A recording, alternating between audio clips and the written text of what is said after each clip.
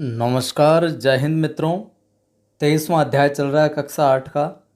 British कालीन भारतीय शासन व्यवस्था आज है जो दूसरा पार्ट, और आज इस पार्ट में इस अध्याय को हम कंप्लीट कर लेंगे। फैक्ट टू फैक्ट देखेंगे जहाँ से जो प्रश्न बन सकते हैं।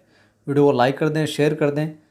और साथियों, मेरा एक दूसरा चैनल भी है आदि की आवाज़ नाम से, जिस पर मैं कविता शायरी के वीडियो अपलोड करता हूँ, तो उस पर भी आप प्यार दीजिए। उस आदि की आवाज़ जो चैनल है उसको भी आप सब्सक्राइब ज़रूर कीजिए। प्रारंभ करते हैं। 1919 का अधिनियम देखा था पिछले वीडियो में। आज हम बात करेंगे 1935 का जो भारत शासन अधिनियम है, वहाँ से क्या कुछ प्रश्न बन सकते हैं। तो इस अधिनियम के द्वारा या इस अधिनियम के तहत भारत में सबसे पहले संघात्मक सरकार की स्थापना की गई। पूछ लिया जाए भारत में सर्वप्रथम संघात्मक सरकार की स्थापना किस अधिनियम के तहत की गई, तो वो होगा 1935 का भारत शासन अधिनियम। देखिए, पहले द्वैध शासन व्यवस्था लागू की थी प्रांतों में। इस अधिनियम के तहत क्या किया, प्रांतों में तो जो लागू थी द्वैध शासन उसको समाप्त कर दिया, और केंद्र के अंदर द्वैध शासन व्यवस्था को लागू कर दिया। प्रांतों में ख़त्म कर दिया और केंद्र में लागू कर दिया। इस अधिनियम द्वारा 1935 वाले के द्वारा एक संघीय न्यायालय की स्थापना की गई। 1935 वाले के तहत संघीय न्यायालय की स्थापना की गई। यह सवाल भी पूछा जा सकता है। और इसी अधिनियम के तहत, यहाँ पे थोड़ा मिसटाइप हो रहा है, इसी अधिनियम के तहत ब्रह्मा को भारत से क्या कर दिया, अलग कर दिया, पृथक कर दिया। तो ये 4-5 फैक्ट है। किसी भी फैक्ट से सवाल है जो बनाया जा सकता है। और इसके तहत ही केंद्रीय विधानमंडल में 2 सदन जो हुए उनमें क्या क्या था। अभी क्राइटेरिया चेंज हो गया है। अभी जो सदन अपने लोकसभा और राज्यसभा, उस समय क्या था वो पूछा जा सकता है। पहला मंडल राज्यसभा, जो उच्च सदन कहा गया और स्थायी संस्था थी ये, जो अभी भी है। लेकिन उस समय राज्यसभा में कुल 260 सदस्यों का प्रावधान था। इनमें से 104 सदस्य थे वो तो थे देसी रियासतों से, और 156 जो थे वो थे ब्रिटिश प्रांतों से। तो ये चीज़ अपन को ध्यान रखनी, 104 देसी रियासतों से, 156 ब्रिटिश प्रांतों से। अब इनमें भी क्या था कि 1/3 सदस्य प्रति 3 वर्ष बाद अवकाश ग्रहण करते थे। 1/3 सदस्य प्रति 3 वर्ष बाद क्या करते थे, अवकाश ग्रहण करते थे। और अभी क्या टाइम है वो आप कमेंट करके बताना, सभी को मालूम होगा। और दूसरा जो मंडल था वो था संघीय सभा। दूसरा कौन सा था, संघीय सभा।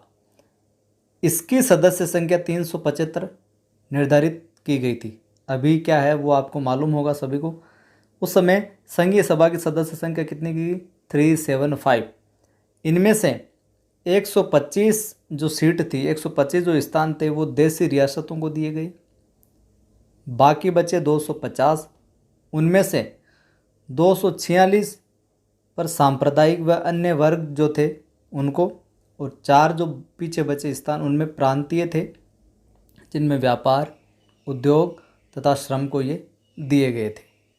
ठीक है, 125 स्थान देसी रियासतों को संघीय सभा में, 250 बचे पीछे, उनमें से 246 स्थान जितने भी जो सांप्रदायिक वर्ग थे उनको, और 4 स्थानों में प्रांतीय थे, 4 स्थान जिनमें व्यापार, उद्योग तथा श्रम को दिए गए थे।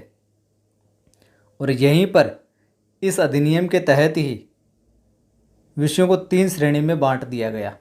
अब संघ सूची, प्रांतीय सूची और समवर्ती सूची, इन तीनों सूचियों में बांट दिया गया इस अधिनियम के तहत। अब उस समय इन सूचियों में कितने कितने विषय रखे गए ये पूछा जा सकता है। तो संघ सूची में 59 सब्जेक्ट, वहीं प्रांतीय सूची में 54 और समवर्ती सूची में 36। संघ सूची में 59, प्रांतीय सूची में 54 और समवर्ती सूची में 36 विषय रखे गए।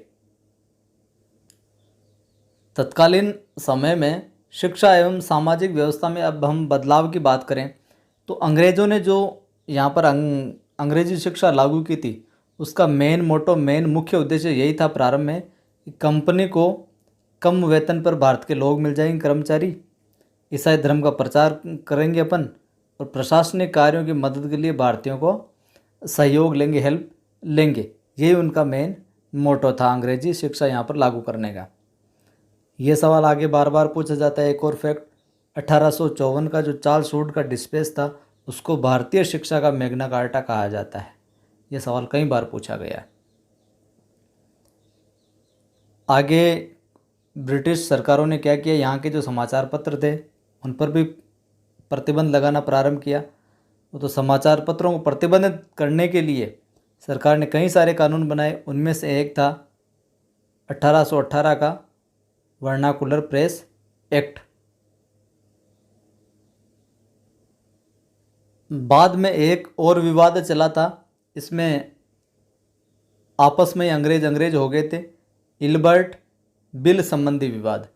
लॉर्ड रिपन के काल में क्या हुआ, ये जो विधेयक प्रस्तुत किया गया कि सभी न्यायाधीशों को, चाहे वे भारतीय हो या फिर अंग्रेज हो, उन्हें समान अधिकार प्राप्त होने चाहिए।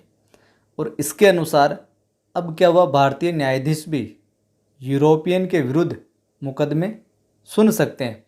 अंग्रेजों ने क्या किया, इसका पुरजोर विरोध किया। ये मामला यहाँ पर इल्बर्ट बिल संबंधी विवाद हुआ।